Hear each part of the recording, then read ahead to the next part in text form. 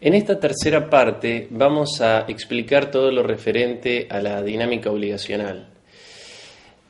Algo en las charlas anteriores hemos dicho al respecto. La dinámica de la obligación es toda la etapa de la vida de la obligación. Lo que estudiamos en la dinámica son los efectos que la obligación produce.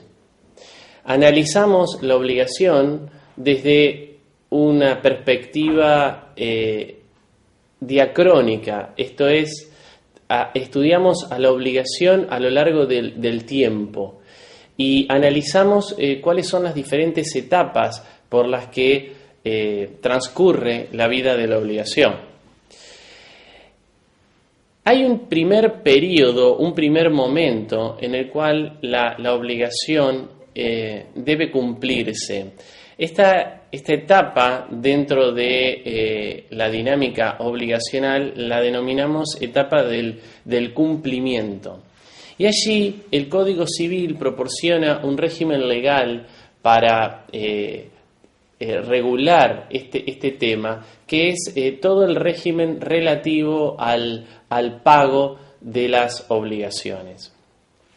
Un segundo momento dentro de la dinámica de la obligación es el periodo que puede producirse a partir del incumplimiento relativo por parte del deudor.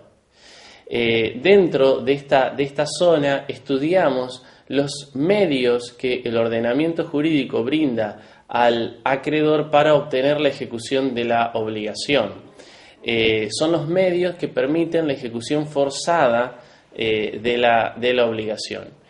Y luego ya una zona de incumplimiento definitivo, donde ya no es posible alcanzar el cumplimiento en especie y es necesario recurrir a la reparación de los daños y perjuicios o a lo que se conoce como sucedáneos del cumplimiento o indemnización de daños, simplemente. El Código Civil focaliza el problema de la dinámica obligacional en relación al cumplimiento de la obligación. Es decir, lo que está regulado en el Código Civil es básicamente el pago.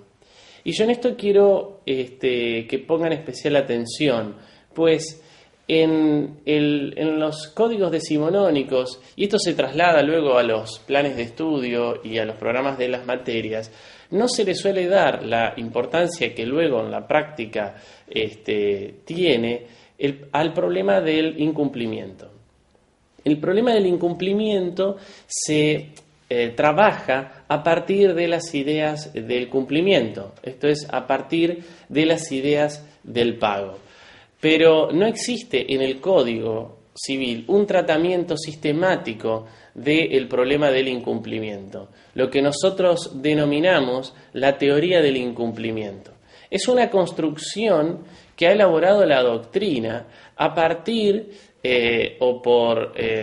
a contrario sensu de la teoría del cumplimiento, de la teoría del pago. Y a mí me interesaría que en los textos que tienen para estudiar pongan especial atención, porque tiene una gran importancia práctica, el problema del incumplimiento. Es decir, el hecho jurídico que nos hace pasar de la etapa del cumplimiento de la obligación a los otros dos momentos de la dinámica obligacional a los que hice referencia, esto es, a la zona del incumplimiento relativo y a la zona del incumplimiento definitivo. Me parece que es sumamente relevante que presten atención al momento de estudiar a esta cuestión. Otro punto sobre el que me interesa llamar la atención es de tipo organizativo. En general, los libros, los tratados de derechos de obligaciones, trabajan con un capítulo, un pequeño capítulo, en general bastante corto en cuanto a su extensión, en el cual plantean el problema de los efectos de la obligación, que es un tema que hoy vamos a analizar. Realizan una especie de esquema o cuadro general o pintura general de cuáles van a ser los efectos de la obligación. Y luego, en los capítulos subsiguientes, van analizando cada uno de los efectos. Esto es algo a lo que hay que prestar atención. A ese capítulo que en general está en todas las obras de obligaciones, en el cual se dejan planteados los efectos de la obligación y luego se hace un desarrollo pormenorizado de cada uno de esos efectos. Pues bien, desde que aparece este esquema general de los efectos y en todo lo subsiguiente que tenga que ver con el desarrollo de estos efectos, los libros están desarrollando, aunque no lo digan con esta terminología, el problema de la dinámica obligacional. Algo dije en las charlas anteriores respecto de que la obligación es un fenómeno dinámico y es un verdadero proceso en el cual se van produciendo efectos que en realidad estaban en potencia al momento de pactarse o al momento de surgir de su causa fuente la obligación. Esto es así, la obligación es un proceso, pero también es un plan o programa. Es un plan, un programa, es una planificación. Cuando las partes de un contrato, por ejemplo, o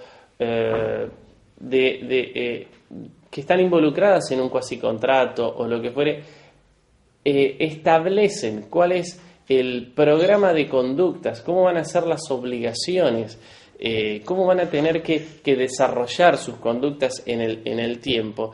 Lo que están haciendo es esto mismo, ¿no? Establecer un programa de conductas y están de alguna manera planificando el desarrollo de sus vidas en el tiempo. Por eso nosotros decimos también que la obligación es un plan, es un programa de conductas para ser cumplido en los tiempos pactados o en los tiempos establecidos. Por supuesto que estas ideas son más fácilmente aplicables a las obligaciones de fuente autónoma, es decir, que tengan que ver con la presencia importante de la autonomía de la voluntad. Por eso mencionaba como ejemplos a los contratos. ¿Y qué es entonces el incumplimiento de las obligaciones? Hay una idea no jurídica, sino más de corte sociológico, pero que me parece muy gráfica y que aparte la doctrina suele tomar para hacer referencia a la idea de incumplimiento, que es aquella que señala que hay incumplimiento cuando lo programado, lo planificado por las partes al pactar la obligación no coincide con lo que luego verdaderamente ha ocurrido en la realidad fáctica de las cosas. Cuando entre el plan o el programa y lo efectivamente realizado no hay coincidencia, allí encontramos la idea de incumplimiento. Luego el sistema jurídico se ha dedicado a teorizar sobre la base de esta idea, pero no la desconoce. Esta es la idea que subyace en toda la teoría del incumplimiento y es una idea estructurante del pensamiento jurídico y que ustedes deben tener presente.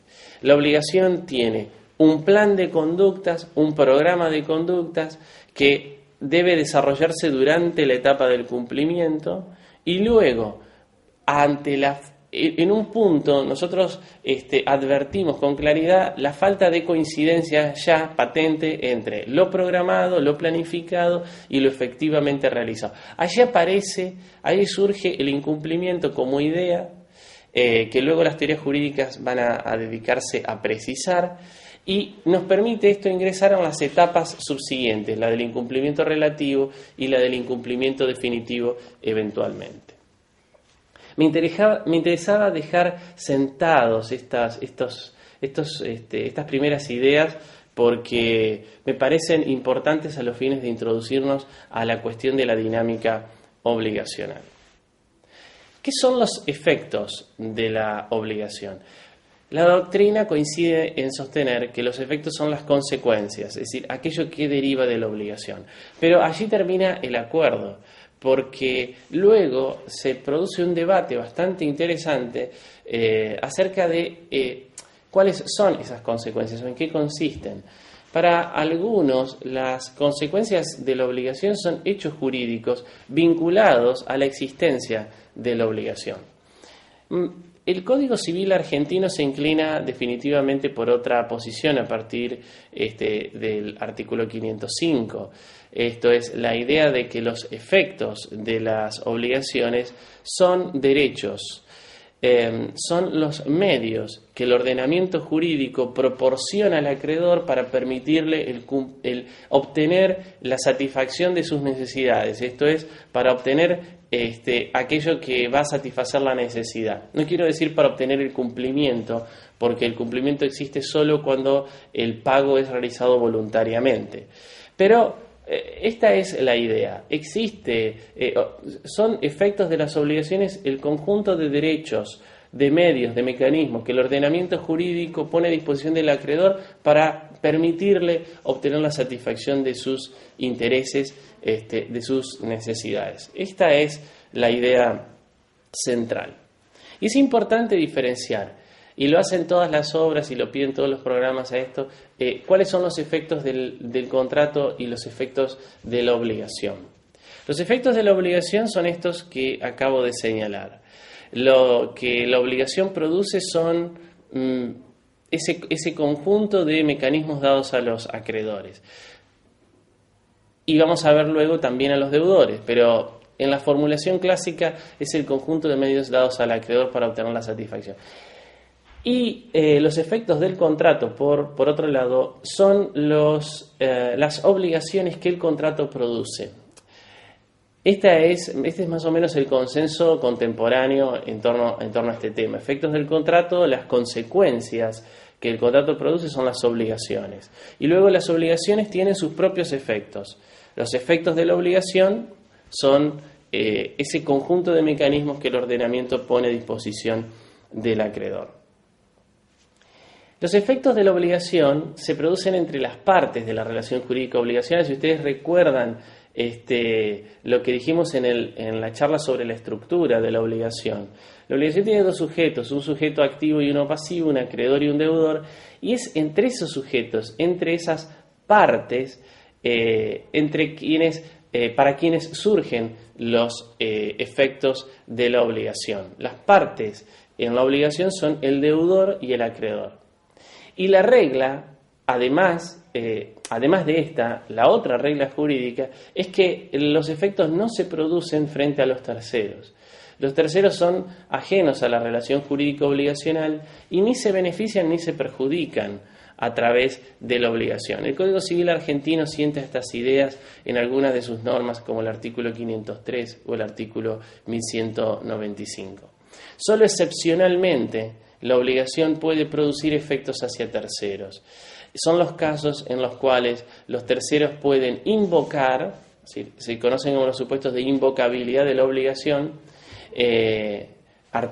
por ejemplo, la situación del artículo 1196 del Código Civil, o los casos en los cuales la obligación puede serle opuesta a los terceros. Estas son hipótesis excepcionales en donde la obligación puede beneficiar a un tercero o puede terminar perjudicándolo.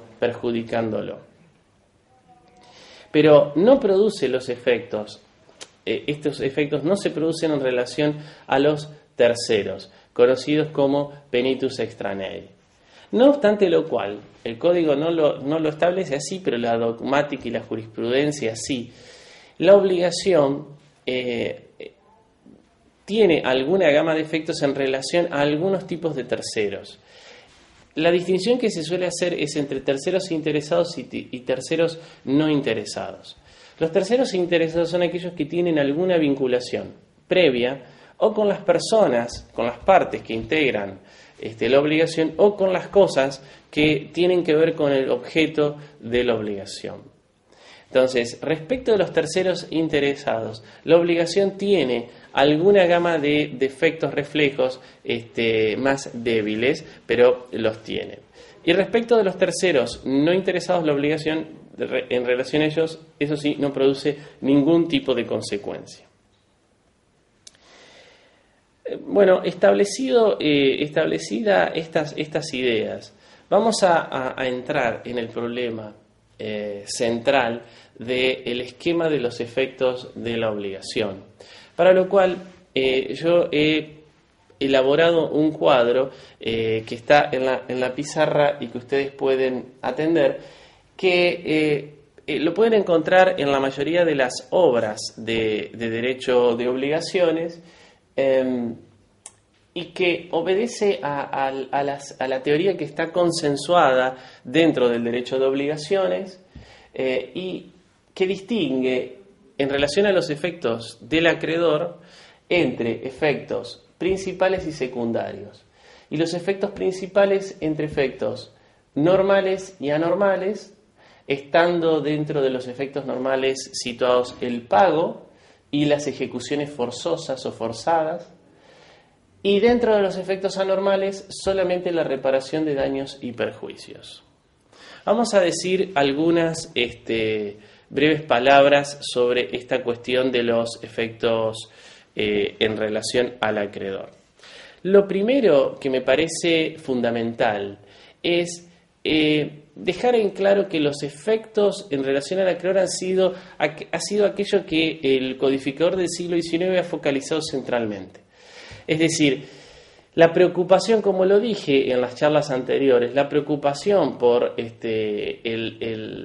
que tenía el derecho de obligaciones modernos era una preocupación por otorgarle poderes o otorgarle una serie de facultades al acreedor que le permitieran la satisfacción de sus necesidades. El foco del, entre comillas, ataque del derecho de obligaciones estaba en la persona del deudor. Es por esto que se desarrolla en gran medida el problema de los efectos de la obligación en relación al acreedor, y está escasísimamente desarrollado en los códigos decimonónicos el problema de los efectos de la obligación en relación al deudor.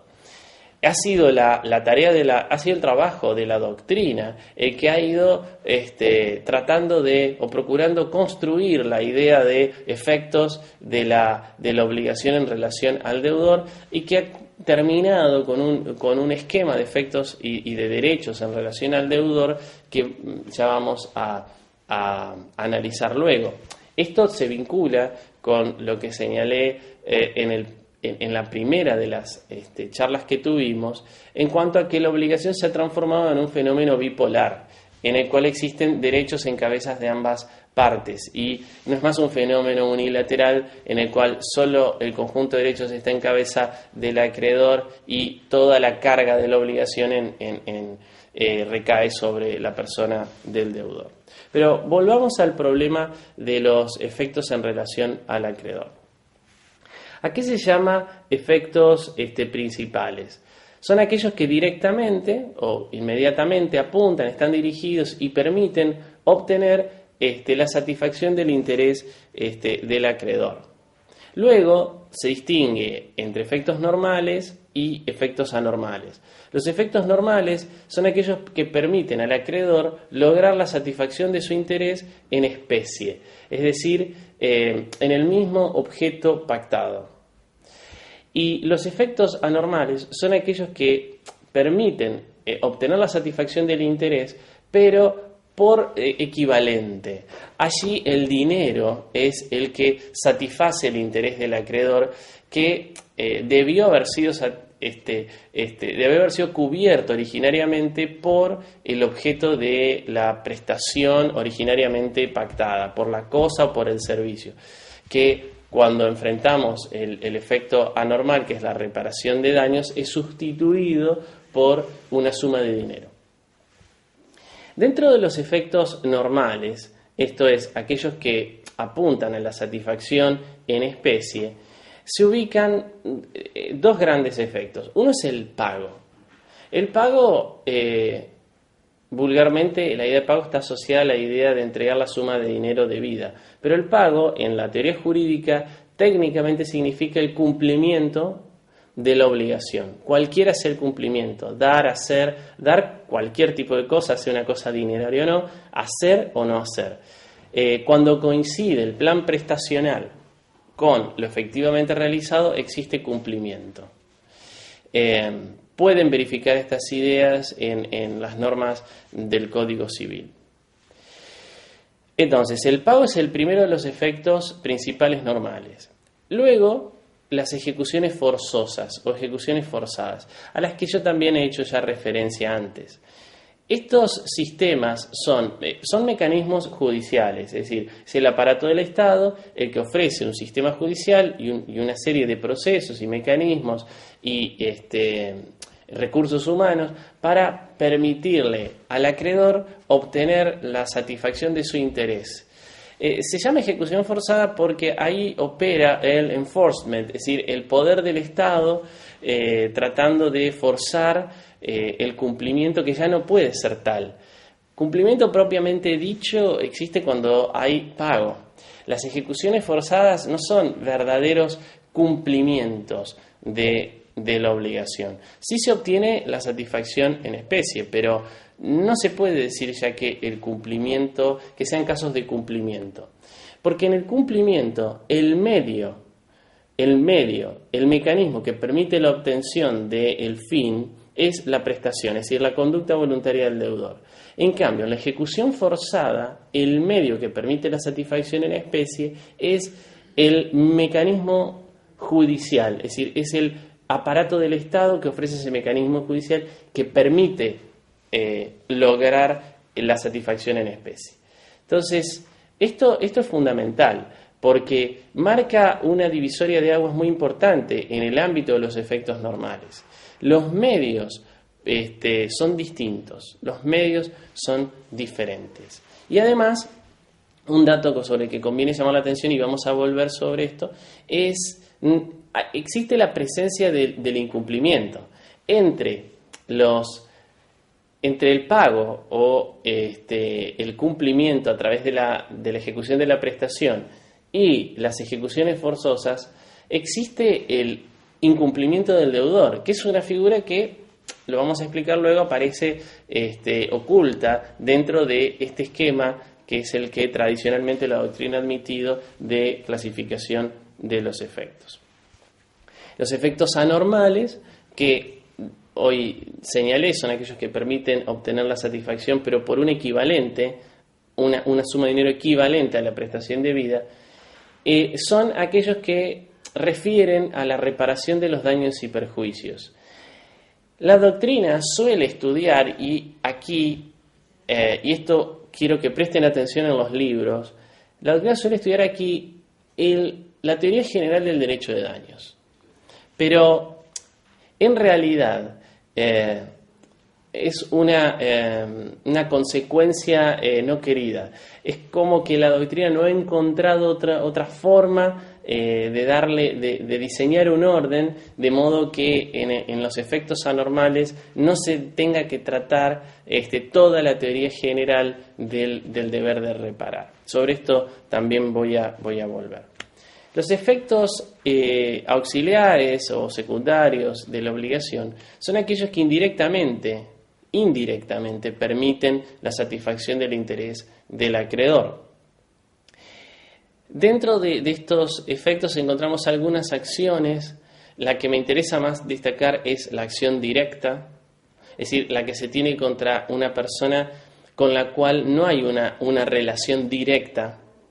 Después les recomiendo que analicen este problema de los libros, y las medidas cautelares, ¿no? Los embargos preventivos, la anotación de litigiosidad, la inhibición general de bienes. Si son mecanismos que apuntan a asegurar el patrimonio, es decir, a mantener la integridad del patrimonio, a mantener el patrimonio inalterado, evitar que el patrimonio sea vaciado o que salgan bienes del patrimonio de manera que disminuya la garantía del acreedor, quien entonces, al momento de tener que cobrar lo debido luego de un proceso judicial en donde una sentencia lo favorece, de no contar con este tipo de medidas de aseguramiento del patrimonio preventivas, podría ver frustrado sus expectativas al respecto. Entonces, bueno, lo importante es que estas medidas apuntan a asegurar el patrimonio, y por eso es que la doctrina dice indirectamente permiten la satisfacción del interés. ¿Cuáles han sido las críticas que se han hecho a esta clasificación? Bueno, la principal es que debe separarse el pago del resto de los efectos llamados normales. ¿Por qué? Porque el pago es el efecto normal. Lo normal, lo querido, lo planificado por las partes, aquello que esperaron cuando establecieron la obligación, fue que la obligación se cumpla tal como fue pactada. Esta crítica hace hincapié en lo que acabo de mencionar, en que dentro de los efectos normales, los medios que permiten la satisfacción en especie no tienen relación. La ejecución voluntaria de la prestación no tiene nada que ver con la ejecución forzosa a través de un procedimiento judicial que apunta a obtener el resultado de la ejecución forzada, pero no hay relación, son dos medios distintos. Entonces, lo que esta doctrina dice es hay que sincerar este aspecto. El pago es el mecanismo normal de cumplimiento de la obligación y no el resto. Por lo tanto, lo que proponen es considerar como único efecto normal al pago. Más allá de la clasificación que uno adopte, lo interesante es la observación. Es verdad que el pago no tiene ningún tipo de relación en cuanto significa el cumplimiento voluntario, no tiene ningún tipo de relación con las ejecuciones forzadas.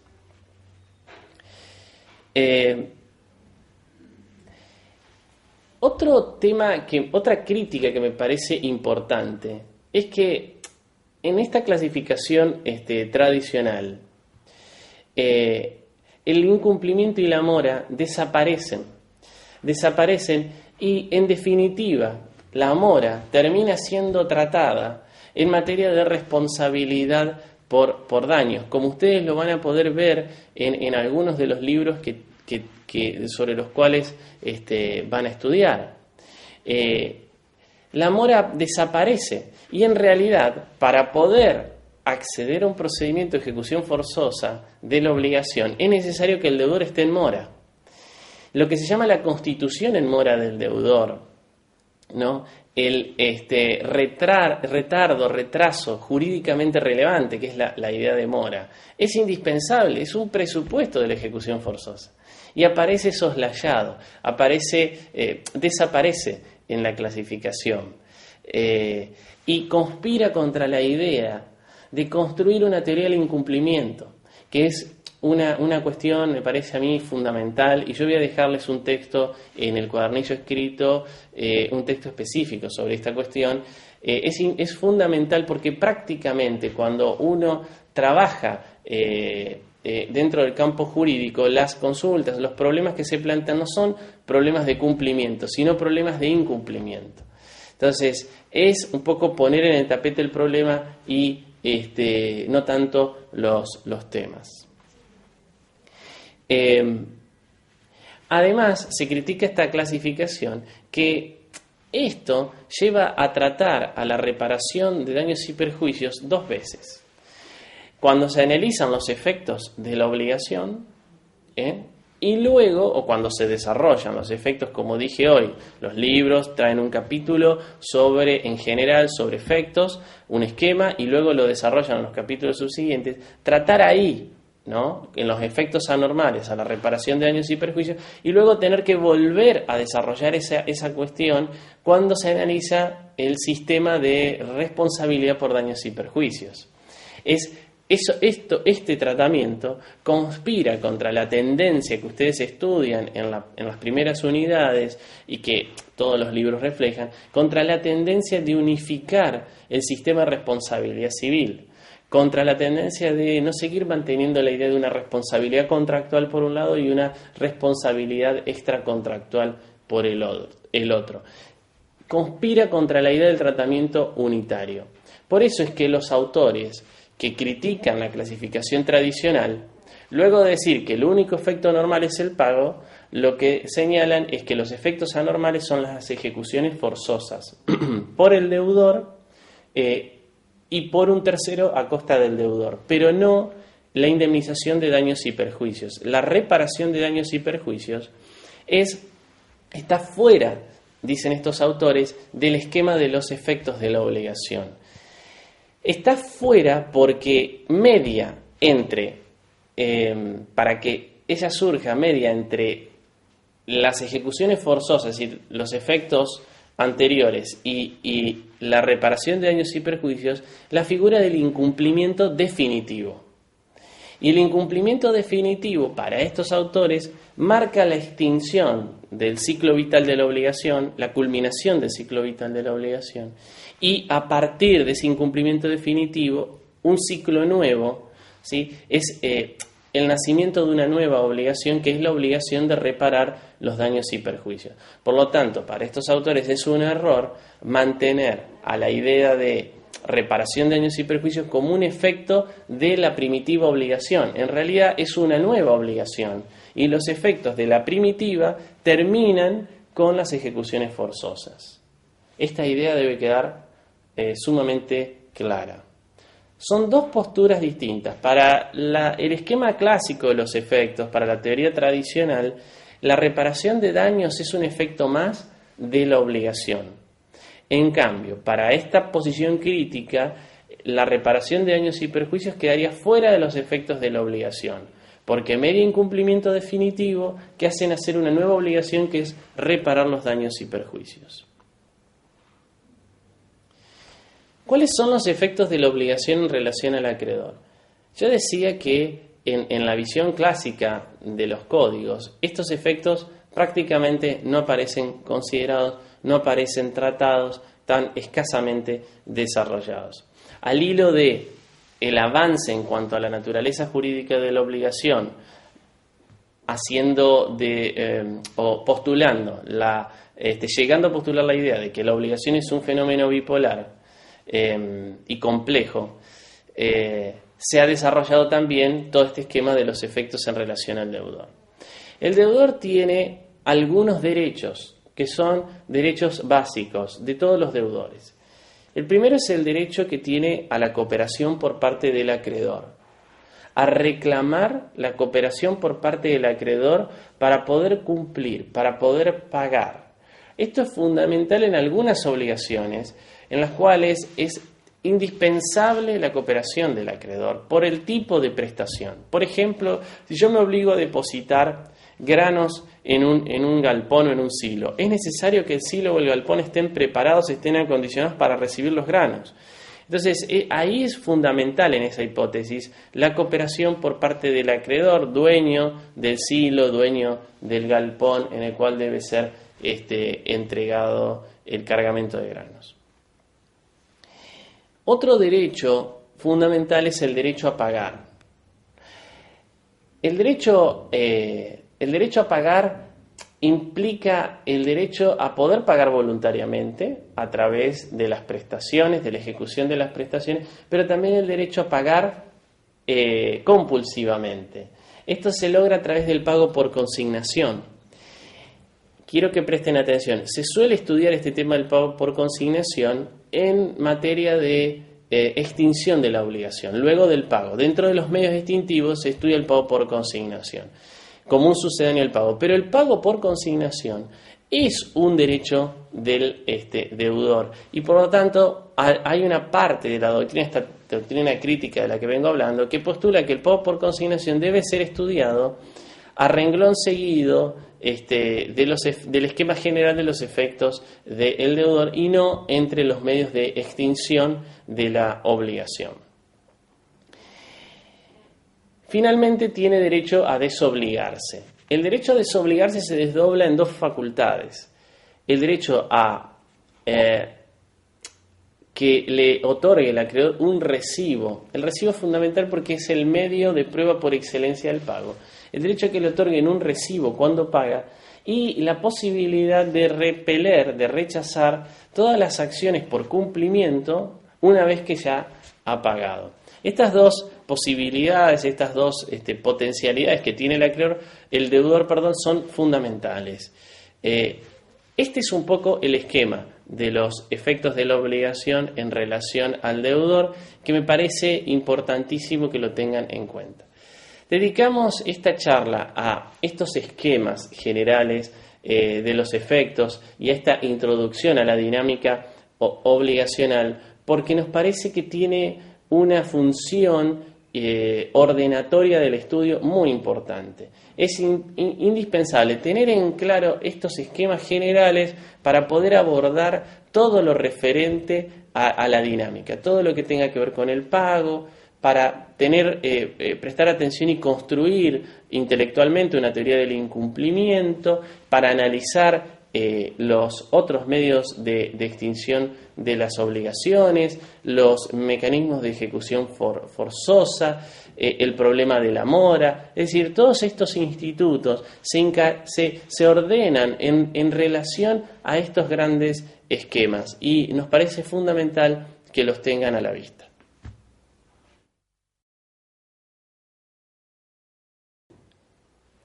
En esta cuarta parte vamos a ocuparnos del derecho de daños. Hemos seccionado, como dijimos al comienzo, la materia en 4 módulos, en 4 grandes partes. Y la última de ellas es la que refiere al sistema de reparación de daños y perjuicios.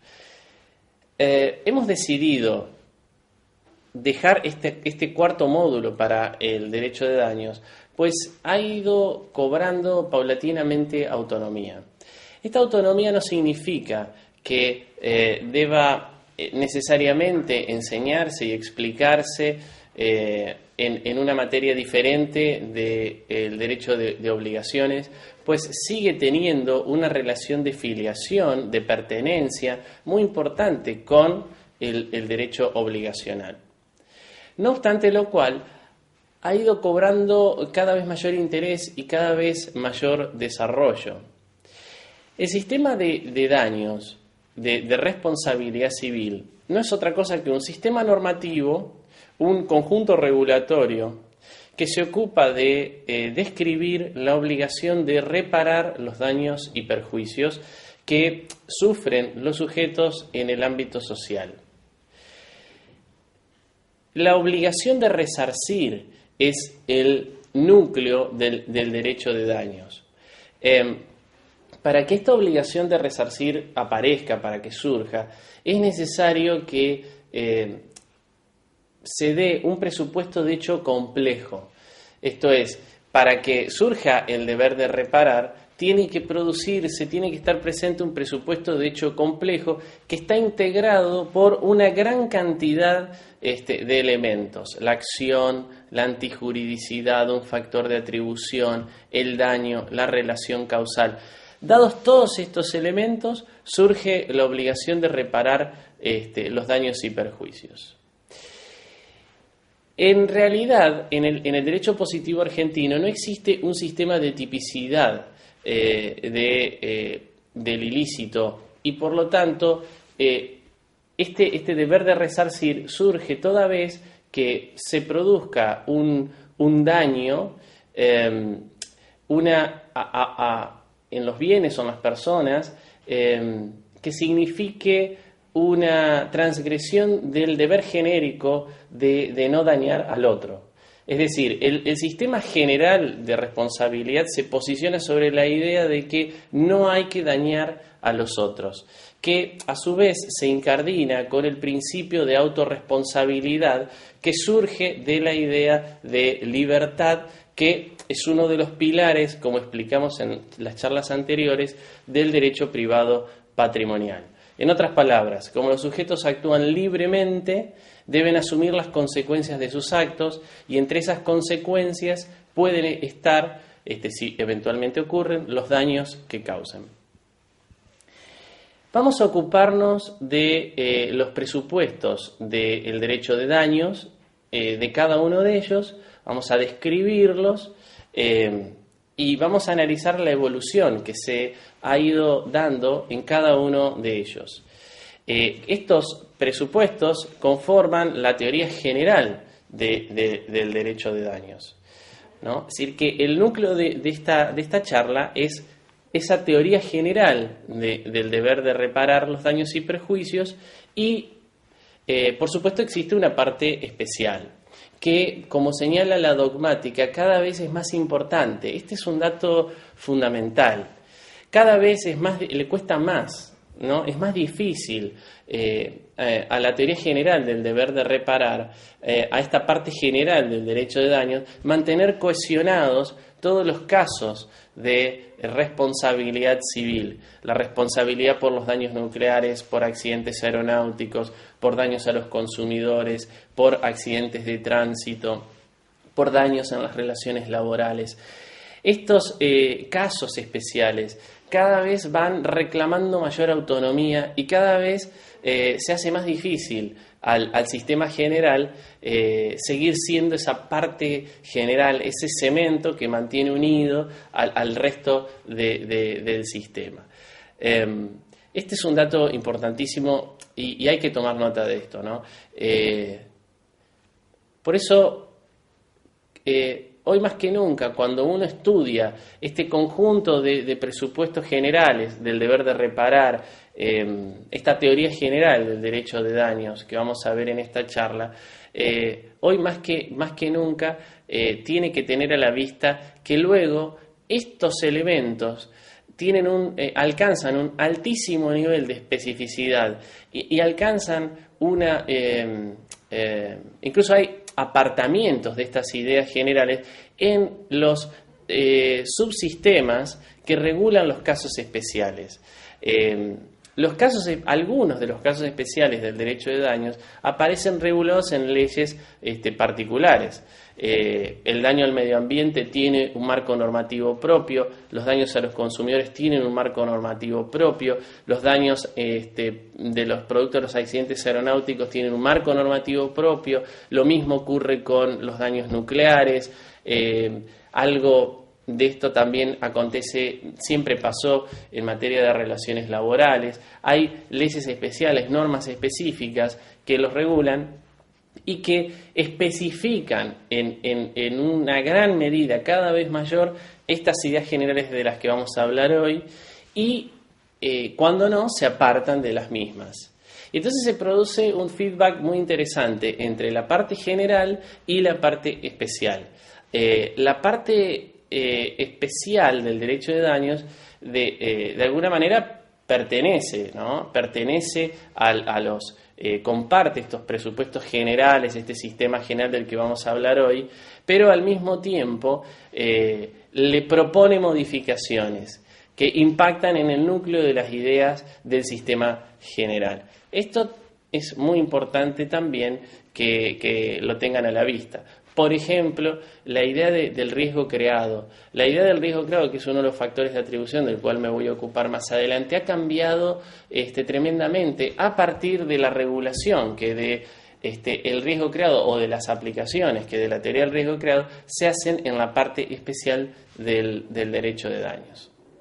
El sistema de responsabilidad civil en el derecho positivo, en las normas del código, no tiene una regulación unitaria. No obstante lo cual, la dogmática construye este sistema de ideas unitario y postula en todos los proyectos de reforma la necesidad de unificarlo también normativamente, pues no se justifica más que por una cuestión de tradiciones y una cuestión histórica, el mantenimiento de dos regulaciones, de dos grandes regulaciones como existen en la actualidad. Derecho positivo argentino sigue distinguiendo entre un régimen de responsabilidad contractual y un régimen de responsabilidad extracontractual. Lo que se postula es la unificación en un solo sistema. Unificación que ya se ha dado a nivel de las ideas, a nivel de la teoría, a nivel dogmático, entre los profesores y también en la jurisprudencia. De alguna manera es llevar a compasar lo que ocurre en el plano de las ideas con lo que ocurre en el plano normativo. El sistema de responsabilidad contractual no se aplica solo a los casos de incumplimientos de obligaciones de fuente contractual, sino también tiene un cierto grado de de aplicación expansiva, se aplica también a los incumplimientos de otras fuentes obligacionales, como por ejemplo a los casos de cuasicontratos o a los casos de declaraciones unilaterales de voluntad. Es decir, hay algunos supuestos de otras fuentes que están vecinas al contrato, otras fuentes obligacionales vecinas al contrato, cuyos incumplimientos quedan regidos por la responsabilidad contractual. El sistema de las normas que regulan la responsabilidad extracontractual constituyen el sistema general, las normas básicas. La responsabilidad contractual, la regulación de la responsabilidad contractual es una especificación, ¿no?, para la órbita contractual de las reglas generales de la responsabilidad extracontractual. Lo que ocurre es que el sistema de responsabilidad extracontractual, el sistema general, trabaja en la práctica como un sistema residual. Esto es, cuando usted enfrenta un caso práctico, el operador del campo jurídico enfrenta un caso práctico, lo primero que tiene que verificar es si no se le aplican las normas contractuales. Y luego, si las normas contractuales no le son aplicables, tiene que recurrir a las normas generales de la responsabilidad extracontractual. Por eso, dogmáticamente se dice que es un sistema residual. Y las dos regulaciones, la de la responsabilidad contractual y la regulación de la responsabilidad extracontractual, tienen diferencias fundamentales que ustedes deben estudiar en detalle para poder distinguir estos dos sistemas con claridad. Diferencias para algunos autores a nivel de los factores de atribución, pues en la responsabilidad contractual solo existirían factores subjetivos. Nosotros no concordamos con esta idea. Para nosotros también hay responsabilidad contractual objetiva. Diferencias fundamentales a nivel de los plazos de prescripción, que son sustancialmente diferentes. 10 años para la responsabilidad 10 años para la responsabilidad contractual, 2 años para la responsabilidad extracontractual. Hay diferencias en cuanto a la extensión del resarcimiento. Es decir, esto hay que tenerlo en cuenta, que los sistemas, las regulaciones son distintas, ¿no? Y aún en el derecho positivo subsisten ambos sistemas regulatorios. No obstante lo cual vamos a estudiar cuáles son las ideas generales, el background general que existe en materia de derecho de daños. El primer presupuesto de la responsabilidad extracontractual es la acción. La acción es una idea fundamental. En el derecho de daños clásico, este presupuesto de la responsabilidad era un presupuesto de una importancia fundamental. En realidad, todo el sistema giraba en torno a la idea de la acción. En realidad giraba en torno a la idea de encontrar a quien había producido la acción dañosa. El sistema de daños operaba policíacamente, es decir, tratando de encontrar al autor, al responsable de la acción que había causado el daño. Entonces, todo el sistema parecía enfocado hacia la idea de la acción. La acción entonces era un presupuesto de gran importancia y se hablaba solamente de las acciones humanas. Es decir, parecía ser que solamente el hombre, el ser humano actuando, era el que podía producir daños. Otra característica de la idea de acción como presupuesto en el sistema clásico del derecho de daños es la idea el carácter individual de la idea de acción. Es decir, parecía ser también que solamente podían causar daños los hombres actuando individualmente. Esto tenía que ver con el fundamento mismo de la responsabilidad civil, la idea del principio de autorresponsabilidad, la idea de la acción libre y de la idea del individuo, ¿no? El individuo actuando libremente, que es una idea típicamente moderna.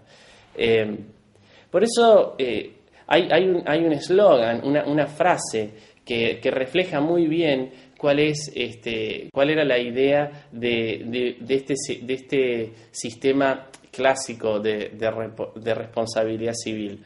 Se decía, el sistema de responsabilidad civil apunta a reparar los daños injustamente causados.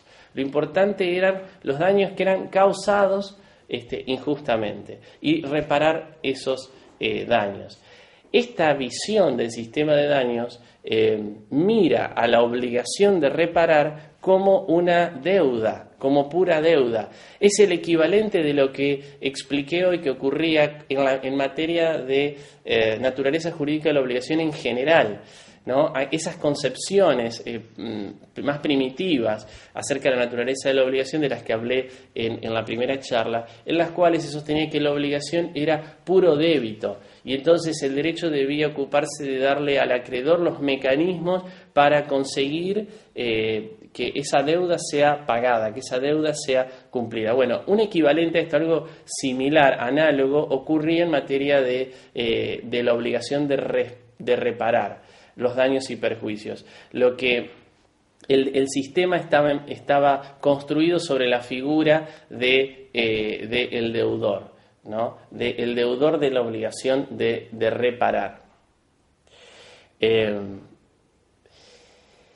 Luego, el sistema de responsabilidad civil, yo diría que en la Argentina esto se hizo patente fuertemente a partir de fines de la década del 60. El sistema de responsabilidad civil fue girando hacia una idea del crédito, es decir, donde la preocupación ya no está centrada tanto en perseguir al deudor, como sí de obtener la reparación del daño, es decir, de satisfacer el interés del acreedor, que en este caso es el sujeto damnificado, y bueno, el interés de esta persona consiste en que el daño le sea resarcido. Bajo estas ideas, la idea de acción cambia fuertemente, pierde la importancia que tenía dentro del sistema, pasa a tener una importancia realmente menor, pasa a ser un presupuesto menor del deber de reparar. Se empieza a admitir la idea de que la acción dañosa no es solamente la acción humana, la acción del hombre, se comienza a hablar de la acción de las cosas, extendiendo la idea, pero lo que fue después también abandonado, pero lo importante es que se empieza a pensar que el hombre, a través de las cosas de las que se vale o que usa en su provecho y que introduce en el seno social, puede causar daños y entonces debe responder de esas cosas de las que se vale. El hombre ya no daña directamente, sino que daña a través de las cosas que le pertenecen, que son de su titularidad o de las cuales se sirve, de las cuales goza.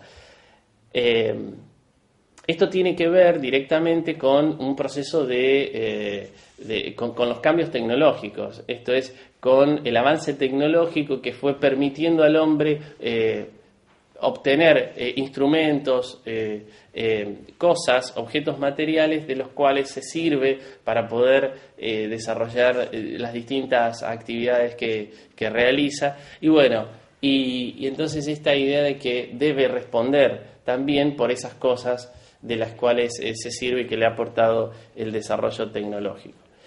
También se abandona la idea de que la acción es individual y se empieza a permitir el derecho a ellos pensar en que las acciones pueden ser construidas colectivamente. Ahí aparece la idea de el grupo como un potencial autor de daños, ¿no? Grupos que causan con su acción colectiva, con su acción conjunta, daños a los terceros. Todos estos cambios fueron marcando el paso de la idea de acción a la idea de autoría. Por eso ustedes van a ver en los textos que muchos autores hablan de autoría o prefieren hablar de autoría y no tanto de acción. Por esto que la idea de acción está asociada a la acción humana, a la acción individual, y hoy en día lo que interesa es encontrar a los autores. El autor puede ser, entre comillas, una cosa o puede ser un grupo. Entonces, esta idea es fundamental, el paso de la idea de acción a la idea de autoría. Otro de los presupuestos del deber de reparar es la antijuridicidad. La antijuridicidad es el obrar en contra del sistema jurídico, ir en contra del ordenamiento jurídico, la transgresión del derecho. Originariamente solo se admitía la idea de antijuridicidad formal. Esto es la idea de que es antijurídico aquello que flagrantemente va en contra de lo que dice la letra de la ley. Esta idea es la idea que primitivamente tuvo en cuenta el derecho de daños, el sistema de reparación, la idea de la antijuridicidad formal. Y también era una idea asociada a lo subjetivo. El derecho de daños primitivo evaluaba la antijuridicidad valorando también la conducta del sujeto que estaba actuando, es decir, amalgamaba lo que vamos a ver que es la idea de culpa, el factor de atribución, con la idea de antijuridicidad. Solamente son antijurídicos las transgresiones del ordenamiento producidas culposamente. Eso se denominó antijuridicidad subjetiva. E incluso en algunos sistemas, como el sistema germánico, la idea de antijuridicidad estuvo siempre vinculada a la idea de tipicidad.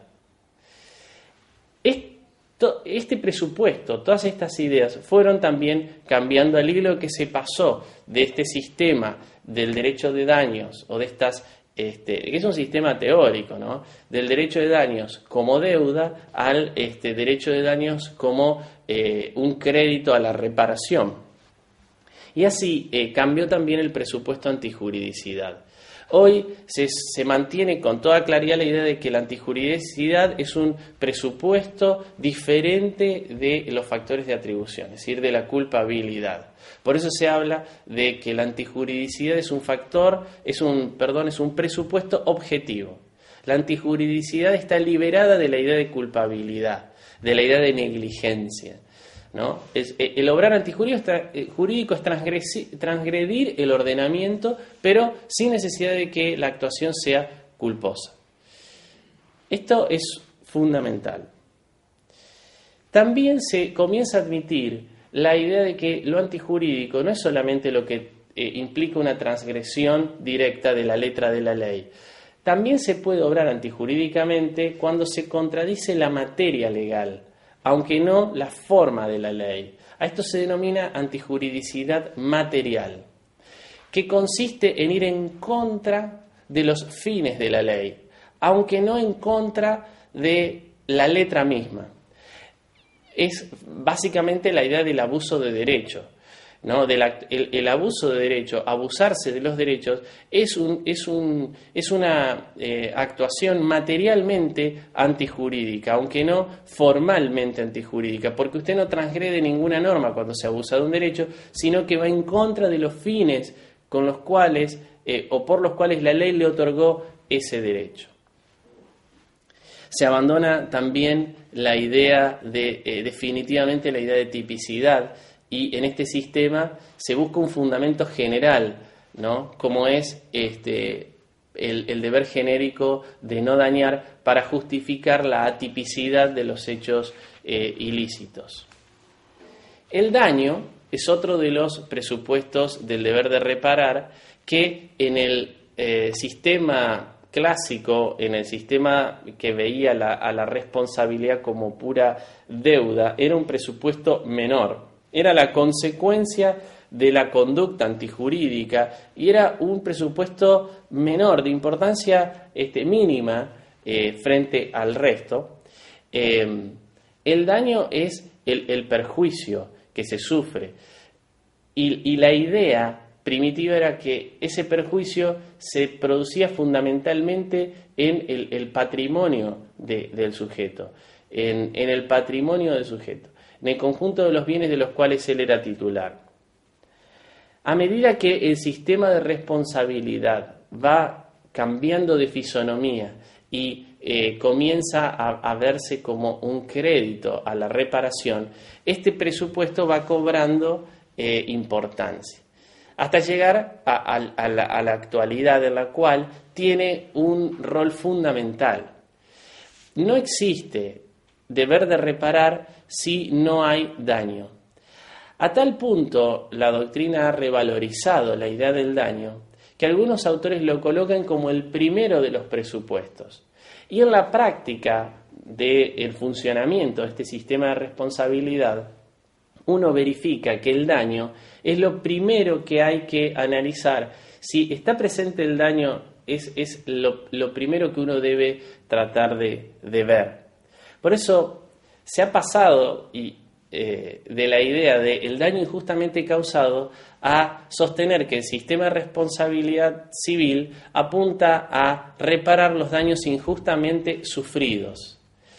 Esto implica revalorizar este presupuesto, importa pasar de concentrarnos en la persona del deudor, del responsable, del que realizó la acción antijurídica, a poner el acento en la persona del damnificado. Surge el principio interpretativo que la jurisprudencia argentina emplea asiduamente, que se denomina pro damnato, en favor del damnificado. Empieza a tener relevancia y presencia, importancia, la persona del sujeto perjudicado, el sujeto acreedor, que en el sistema primitivo de responsabilidad civil, donde la responsabilidad era pura deuda, aparecía como absolutamente desconsiderado, es decir, no se lo tenía absolutamente en cuenta. Revalorizar entonces el presupuesto dañosidad significa también revalorizar al acreedor del deber de reparar. Y todo este proceso se construye a partir de el impacto del principio solidarista en el derecho de daños, y es fundamental que ustedes perciban este cambio a nivel del factor del presupuesto dañosidad. Por supuesto, al cambiar estas ideas, también empiezan a cobrar importancia otros daños que no es que no la tuvieran, pero que en la letra de la ley, en el derecho positivo, aparecían como, digamos, no considerados particularmente, como es el daño a la persona. En esta idea, ¿no?, de favorecer al damnificado, de tratar de que él obtenga la reparación de los daños y perjuicios por todos los mecanismos posibles. Una idea fundamental es que se resarzan los daños que sufre en su persona. Entonces aparece como categoría, como especie de daño, a la par del daño patrimonial, muy, muy fuertemente la presencia del daño a la persona. Daños en el patrimonio y daños en la persona, como dos categorías de importancia fundamental. Esto tiene que ver con abandonar un poco la idea de los daños extrapatrimoniales. Porque yo decía recién que fundamentalmente los derechos positivos consideran a los daños patrimoniales. Esto uno lo puede ver en las clasificaciones que los códigos proponen. Los códigos manejan la idea del daño patrimonial y el daño extrapatrimonial. El daño extrapatrimonial, en esta idea, es un residuo, es decir, todo lo que no sea un daño patrimonial va a parar ahí, a una categoría residual que es el daño extrapatrimonial. Pues bien, la idea de daño a la persona lo que procura es revalorizar esa segunda categoría, tratando de que no se constituya en un residuo del daño patrimonial, que el eje no sea los daños son patrimoniales o no patrimoniales, ¿no? Lo que se propone modernamente es que los daños pasen por el eje de la persona, es decir, que sean daños en la persona o daños que no se sufren en la persona. Eso me parece un cambio de concepción fundamental que hay que tener en cuenta. Otro de los presupuestos del deber de reparar, y que es el que en la práctica de los operadores del campo jurídico más los desvela, es el de los factores, son los factores de atribución. Factor de atribución es la razón por la cual el ordenamiento jurídico atribuye un daño, obliga a repararlo. Hay un motivo por el cual una determinada persona debe reparar el daño que ha causado. En el derecho de daños clásico, en la idea clásica, los factores de atribución eran subjetivos. Esto también se vincula con lo que señalé en la primera de las charlas, con la idea de la fuerte presencia de la voluntariedad y la idea de autorresponsabilidad del sujeto que actuó libremente. Por eso es que el daño se atribuye cuando la persona obra culposamente, y necesariamente la razón es una razón de tipo subjetiva que valora la conducta de quien obra desde el punto de vista ético. Eso encierra un juicio de valor de tipo ético, la evaluación acerca de la culpabilidad en el obrar. Entonces, los factores de atribución eran las razones para atribuir, eran siempre de tipo subjetiva, siempre implicando un reproche a la conducta voluntariamente realizada del sujeto dañador. Y las dos especies eran la culpa, que está establecido el concepto de culpa en el artículo 512 del Código Civil, que básicamente es la idea de negligencia, y la idea de dolo. Es decir, estos eran únicamente estos motivos los que permitían atribuir la responsabilidad. Con los cambios tecnológicos y ese paso del que vengo hablando, del sistema de la responsabilidad como deuda al sistema de la responsabilidad como crédito, los derechos positivos, en la Argentina es la ley 17711 la que hace esto, los derechos positivos en general comienzan a admitir la idea de que pueden existir razones de tipo objetivas que signifiquen atribuir el daño. Dentro de estos nuevos presupuestos, ya hoy no tan nuevos, dentro de estos nuevos factores de atribución objetivos, podemos mencionar la teoría del riesgo creado y la garantía, que son los dos fundamentales. En el derecho argentino están establecidos en el artículo 1113 del Código Civil. Y estos factores objetivos, no son los únicos. El abuso de derecho para algunos es también un factor de atribución objetivo, la equidad para algunos es un factor de atribución objetivo, el riesgo provecho, que es una teoría no recogida, al menos expresamente en el derecho positivo argentino, el riesgo de empresa, que tampoco está expresamente recogido en el derecho positivo argentino, son factores de atribución objetivos. Y ha generado esto el debate acerca de el fundamento de la responsabilidad civil, para mí con una terminología equivocada. El debate gira en torno de la idea de si la culpa sigue siendo el fundamento, el factor, si ese reproche subjetivo a la conducta del sujeto sigue siendo la idea fundamental y los factores objetivos son excepciones al sistema dentro de ese sistema general de subjetivo impregnado de la idea de culpabilidad.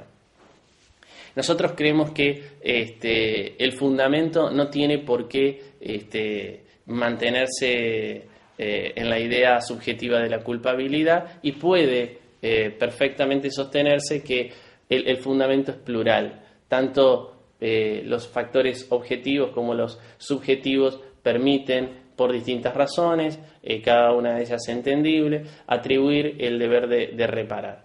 Y esto tiene una importancia fundamental, pues si yo sigo manteniendo la idea de que el fundamento, el principio es la culpa, cada vez que en el ordenamiento no tenga establecido un factor de atribución objetivo, el principio funciona por analogía y es aplicable por analogía. Esto conduciría a una subjetivización del sistema de reparación. Finalmente, el último de los presupuestos al cual quiero referirme es el de la relación causal.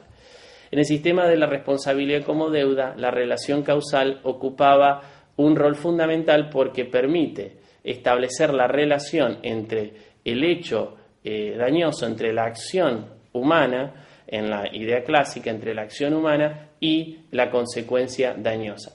Y lo que marca este presupuesto es que solo se responde cuando se puede establecer ese nexo de causalidad, cuando el hecho dañoso es causa de la consecuencia dañosa, solamente allí surge el deber de reparar, no cuando no existe relación de causalidad. Derecho positivo argentino regula este tema en el artículo 901, 906 inclusive, y adopta la teoría de la causalidad adecuada. En el sistema, en la idea de concebir al sistema de la responsabilidad como un sistema de crédito a la reparación, la relación causal, además de esta función policíaca de permitir unir al autor con la consecuencia, empieza a desarrollar otra función fundamental, que es la de procurar establecer cuál es la extensión del resarcimiento. Y esto está establecido también en el artículo 901, 906, donde la idea de relación causal, unida a la idea de los factores de atribución subjetivo, permite explicar o establecer el esquema general de las consecuencias resarcibles, es decir, establecer cuál es la extensión de las consecuencias que deben ser reparadas. Todas estas ideas, tanto las de los presupuestos bajo la idea de la deuda como la de los presupuestos de la responsabilidad bajo la idea del crédito, están siendo continuamente minadas por las opiniones de la doctrina, que se está dedicando a repensar todos y cada uno de estos elementos de el presupuesto de hecho del deber de reparar. Esta es una materia que está en constante evolución, en constante movilidad, y eso dificulta un poco quizás el estudio. Lo que hemos hecho hasta aquí es una especie de arqueología del sistema, y hemos dejado afuera las ideas que aún no están consolidadas. Pero quiero llamar la atención sobre esto. Todas estas ideas están siendo fuertemente discutidas y debatidas. No obstante, las explicamos porque hasta aquí son ideas consolidadas en el sistema.